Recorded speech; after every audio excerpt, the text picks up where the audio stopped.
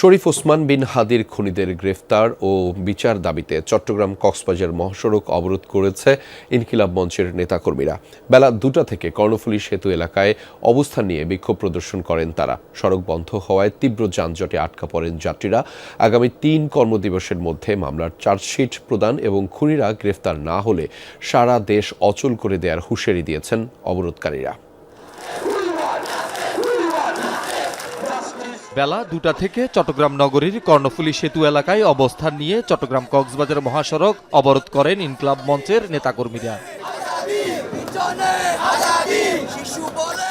তাদের অভিযোগ, মঞ্চের মুখপাত্র এবং চট্টগ্রাম ৮ আসনে স্বতন্ত্র প্রার্থী ওসমান হাদিকে হত্যার মূল হোতা ও তার সহযোগী এখনো গ্রেপ্তার হয়নি। বিচার কার্যক্রমেও অগ্রগতি নেই। দ্রুত বিচার নিশ্চিত করার দাবি জানান অবরোধকারীরা।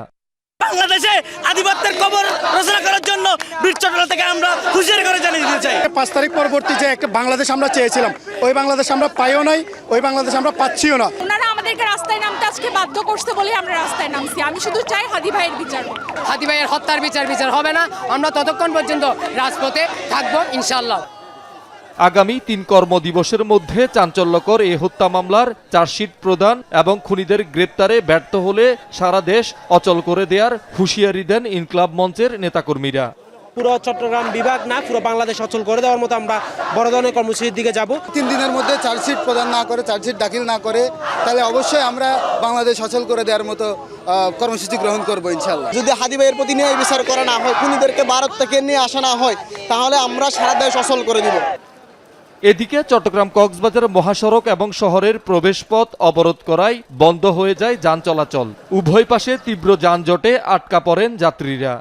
আমরা যে জ্যামে পড়ছি বা এই যে ফ্যামিলি নিয়ে আটকে গেছি, এটাও একটা সমস্যা। বিচার আমরাও চাই, সমস্যা নেই, কিন্তু আমাদের যাতায়াত অবস্থা অনেক ভোগান্তি হচ্ছে। এভাবে মানুষের হয়রানি করে তো কোনো লাভ নাই। 4 রাস্তার মুখে এখানে না, গাড়িগুলো অন্তত পক্ষে সাইড দেন।